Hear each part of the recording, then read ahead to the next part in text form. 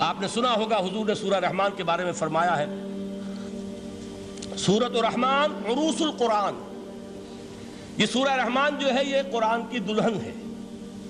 جیسے دلہن کو آپ خوشنما لباس پہناتے ہیں، آراستہ پیراستہ اس کو گہنے اور اس کو زیور پہناتے ہیں، تو جس طریقے سے سجاتے ہیں آپ دلہن کو، اللہ تعالیٰ نے ایک سورت قرآن مجید میں یہ ایسی رکھی ہے سورہ رحمان کہ اسے خوب سجایا ہے۔ اس میں الفاظ کا در و بست، اس کا اپنا ایک ڈیوائن میوزک ہے۔ وہ تو اللہ تعالیٰ قراء جو ہے خاص طور پر مصر کے قراء، اللہ تعالیٰ ان پر رحمت نازل فرمائے، ان کی خطاؤں سے درگزر کرے۔ جس طرح قرآن کے انٹرنسک میوزک کو انہوں نے واضح کیا ہے، واقعہ یہ ہے کہ اگر یہ لوگ نہ ہوتے، شیخ عبد الباسط محمد عبد الصمد، شیخ محمود خلیل الحصری، یہ لوگ کہ جنہوں نے قرآن کے اس غنا، میوزک، یہ لفظ جو ہے آپ حیران نہ ہو کہ میں یہ کوئی شاید توہین کر رہا ہوں قرآن کی، حضور نے یہ لفظ استعمال کیا ہے، تغنو، اس قرآن کو اچھی سے اچھی خوشلہانی کے ساتھ پڑھو۔ من لم یتغن بالقرآن فلیس منا، جو قرآن کو بہتر سے بہتر انداز میں، اچھی سے اچھی آواز میں، خوشلہانی کے ساتھ پڑھنے کی کوشش نہیں کرتا، وہ ہم میں سے نہیں ہے۔ بلکہ ایک مرتبہ حضور رات کے وقت آپ گشت پر تھے اپنے ساتھیوں کے حالات معلوم کرنے کے لیے۔ حضرت ابو موسیٰ اشعری رضی اللہ تعالیٰ عنہ ایک صحابی ہیں، ان کے گھر کے پاس سے گزر ہوا، وہ رات کو تہجد پڑھ رہے تھے، کھڑے ہوئے کیف کے عالم میں قرآن تلاوت کر رہے ہیں۔ حضور کو بہت پسند آئی ان کی قرات، کافی دیر تک وہاں کھڑے سنتے رہے۔ اب انہیں کیا پتا کون سن رہا ہے، بالکل اسی طرح سمجھ لیجئے ایک بات یاد آئی ہے، حضور فرماتے ہیں کہ جس طرح کان لگا کر اللہ قرآن کو سنتا ہے کسی چیز کو نہیں سنتا۔ ہمیں نظر نہیں آتا نا، ہمیں معلوم نہیں ہے، ہم قرآن پڑھ رہے ہیں تو سننے والا کون ہے؟ سب سے زیادہ کان لگا کر خود اللہ۔ یہاں اس لیے مجھے یاد آیا کہ ابو موسیٰ اشعری کو کیا پتا تھا کہ کون سن رہا ہے، وہ اپنی کیفیت میں نماز میں تہجد میں قرآن کی تلاوت کر رہے تھے، اور ظاہر بات ہے ان کے گھر ایکڑوں میں بنے ہوئے نہیں تھے، ایک ایک کمرہ، ایک ایک کوئی حجرہ، ایسے ہی تو گھر تھے نا صحابہ کے، لہذا حضور پاس سے گزرے، آواز آئی، کافی دیر سنتے رہے۔ اس کے بعد آپ تشریف لے گئے، صبح فجر میں ملاقات ہوئی تو حضور نے تحسین کے انداز میں فرمایا، یا ابا موسیٰ انک قد اوتیت مزمارا من مزامیر آل داؤد، اے ابو موسیٰ تمہیں تو آل داؤد کے سازوں میں سے ایک ساز اللہ نے عطا فرما دیا ہے۔ جس طرح حضرت داؤد لہن داؤدی مشہور ہے کہ جب وہ پچھلے پہر رات کو حمد کے ترانے الاپتے تھے، قرآن میں ہے کہ پرندے شامل ہو جاتے تھے ساتھ، اور پہاڑ وجد میں آتے تھے، پہاڑ بھی ان کے ساتھ شریک ہوتے تھے۔ تو جس طرح کا اللہ نے ان کو لہن عطا فرمایا تھا، حضور نے تحسین کے انداز میں فرمایا ہے ابو موسیٰ اشعری، اللہ نے تمہیں بھی آل داؤد کے سازوں میں سے ایک ساز عطا فرمایا۔ بہرحال قرآن مجید کا جو یہ میوزک ہے، قرآن کے الفاظ کا جو حسن ہے، جہاں تک حسن معنوی ہے وہ تو ہر لفظ میں ہے، لیکن یہ حسن ظاہری، حسن صوتی، حسن لفظی، یہ اپنے کلائمیکس پر آپ کو نظر آئے گا سورہ رحمان میں۔ لیکن قرآن میں یہ سورت اس اعتبار سے بھی ممتاز ہے، اس کی 4 آیات پر ذرا توجہ کریں گے، عجیب حقائق سامنے آئیں گے۔ جہاں یہ قرآن مجید کے حسن صوت اور حسن لفظی کی معراج ہے، وہیں اس کی پہلی 4 آیات میں 4 چوٹی کی چیزوں کا ذکر ہے، سب سے اونچی چیزیں۔ پہلی آیت کیا ہے؟ الرحمن، ایک آیت ہو گئی۔ رحمان کیا ہے؟ اللہ کا نام ہے۔ کبھی آپ نے غور کیا اللہ کے ناموں میں سب سے پیارا نام کون سا ہوگا؟ رحمان۔ کیوں؟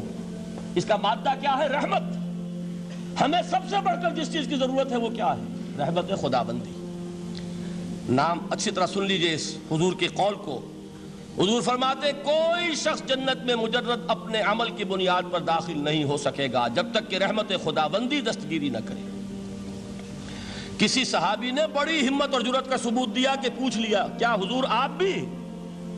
جب آپ نے فرمایا کوئی شخص داخل نہیں ہو سکتا جنت میں محض اپنے عمل کی بنیاد پر جب تک کہ رحمت خداوندی جو ہے وہ دستگیری نہ فرمائے۔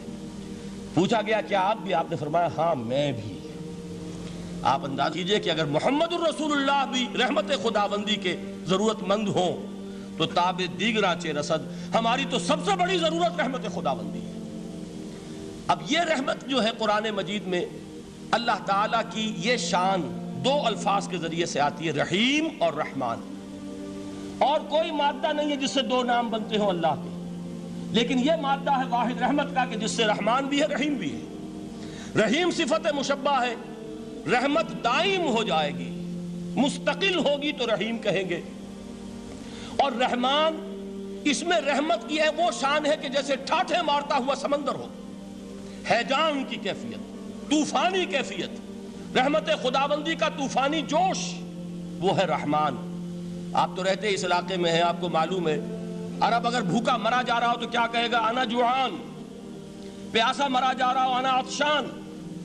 بہت غضبناک ہوگا غضبان، غضبان آصفہ قرآن میں آیا ہے، بہت غضبناک۔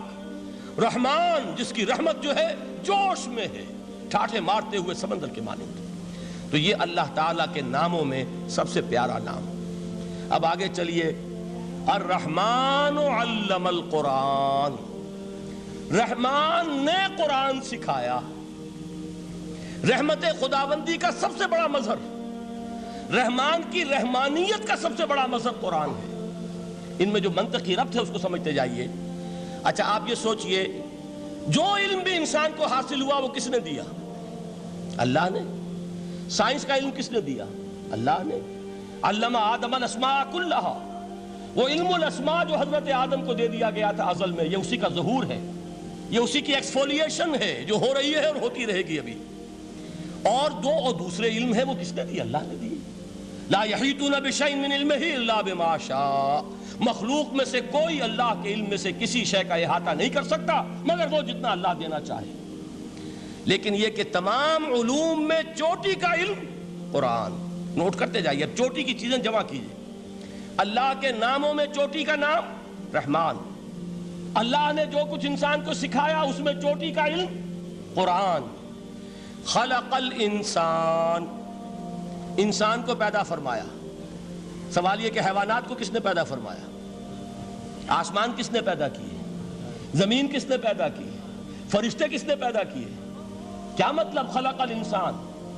اس کی تمام مخلوقات میں اس کا کلائمیکس، اس کی تخلیق کی معراج، اس کے تخلیق کا نقطہ عروج انسان ہے۔ یہ ہے کہ جو مسجود ملائک بنا ہے۔ وَلَقَدْ كَرَّمْنَا بَنِي آدَمَ وَحَمَلْنَاهُمْ فِي الْبَرِّ وَالْبَحْرِ وَرَزَقْنَاهُمْ مِنَ الطَّيِّبَاتِ وَفَضَّلْنَاهُمْ عَلَى كَثِيرٍ مِّمَّنْ خَلَقْنَا تَفْضِيلًا۔ تو تخلیق میں سب سے اونچی تخلیق انسان کی، علموں میں سب سے اونچا علم قرآن کا، اللہ کے ناموں میں سب سے اونچا نام رحمان۔